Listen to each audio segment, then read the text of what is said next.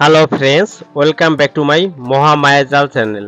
বরাবরের মতন ইসলাম প্রিয় ভাইদেরকে জানাচ্ছি আসসালামু আলাইকুম ও হিন্দু ভাইদেরকে নমস্কার। তো পৃথিবীর যে যেখান থেকে ভিডিওটি দেখছে সবাইকে জানাচ্ছি আন্তরিক অভিনন্দন ও শুভেচ্ছা। ফ্রেন্ডস, থাম্বনেল দেখেই বুঝতে পারছেন দূর থেকে বশীকরণ করুন। দূর থেকে বশীকরণ করার একটা সহজ পদ্ধতি আপনাদের মাঝে আজকে তুলে ধরবো। ভিডিওটা সম্পূর্ণ দেখলে আপনারা সবকিছু বুঝতে পারবেন, না হলে কোনো কিছু বুঝতে পারবেন না। আশা করি আপনারা ধৈর্য ধারণ করে ভিডিওটা সম্পূর্ণ দেখবেন। আর এই চ্যানেলটা যারা সাবস্ক্রাইব করতেছেন, দেখছি প্রতিদিনই কেউ না কেউ সাবস্ক্রাইব করতেছেন, তাদেরকে অসংখ্য অসংখ্য ধন্যবাদ আমার অন্তরের অন্তরস্থল থেকে। এই চ্যানেলের সাথে থাকবেন, অনেক কিছু শিখতে পারবেন। তো আজকে আমরা যে ভিডিওটা করতে চলছি সেটা হচ্ছে দূর থেকে বশীকরণ করা। অনেকে বলবেন যে শরীরের যদি তার বন্ধক থাকে তাহলে কি কাজ হবে? এতেও কাজ হবে, কোনো সমস্যা নাই, আপনি কাজটি করতে পারবেন। তো চলুন কথা না বাড়িয়ে মূল ভিডিওতে প্রবেশ করি।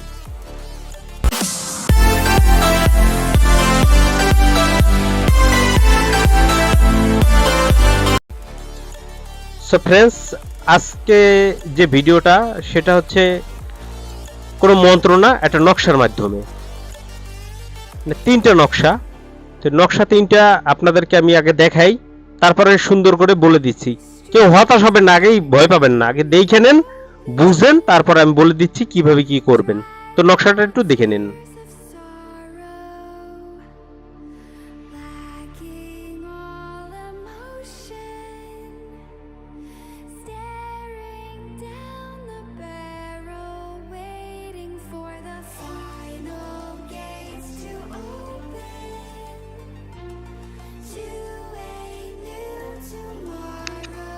সো ফ্রেন্ডস, আপনারা নকশাটা দেখতে পেলেন।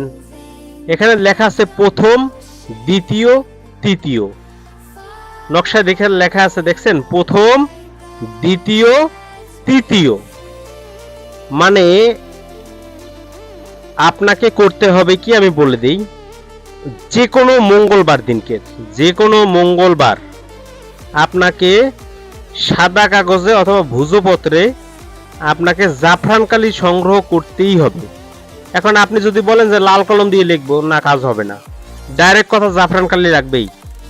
জাফরান, মেশকো, কুমকুম, এই তিনটা কালি একত্র করে গোলাপ পানি দিয়ে গুলবেন। তারপরে আপনি বাঁশের কুঞ্চি দিয়ে কলম তৈরি করতে পারেন, বা যে কলমে কালি ঢুকিয়ে লেখে সেই কলম আপনি ব্যবহার করতে পারেন।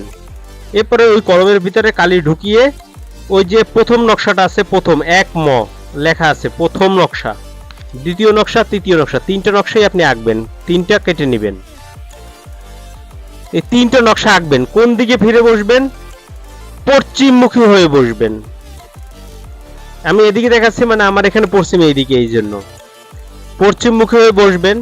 সামনে তিনটা আগরবাতি জ্বালাবেন, একটা মোমবাতি জ্বালাবেন, 2 রাকাত নফল নামাজ পড়বেন।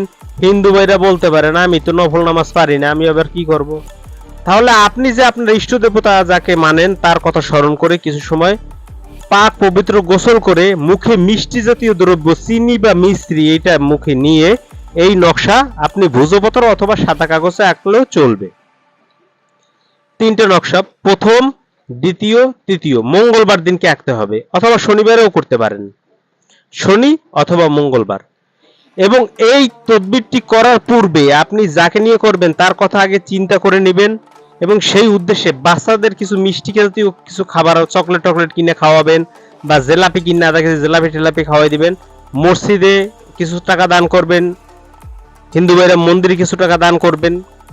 তারপরে ভিখারিদের কিছু টাকা দান করে আপনি এই তদবিরটি করতে বসবেন। ইনশাল্লাহ আপনার কাজ হবে, তার শরীর বন্ধ থাকুক আর যাই থাকুক। এরপরে আপনি নকশা তিনটি লিখবেন, প্রথম, দ্বিতীয়, তৃতীয়। তিনটাকে কেচি দিয়ে ভালোভাবে, এই কেচি দিয়ে আমি দেখাচ্ছি, কেটে নেবেন। তিন নকশা। এবারে এটা একটা নকশা হবে, মনে করেন এই একটা নকশা লেখা হলো, সেই নকশাটাকে আপনি ভাঁজ করে এভাবে ই করবেন, এরকম চিকুন করে নেবেন। চিকুন করার পরে এর সাথে আপনি তুলা পেঁচাবেন।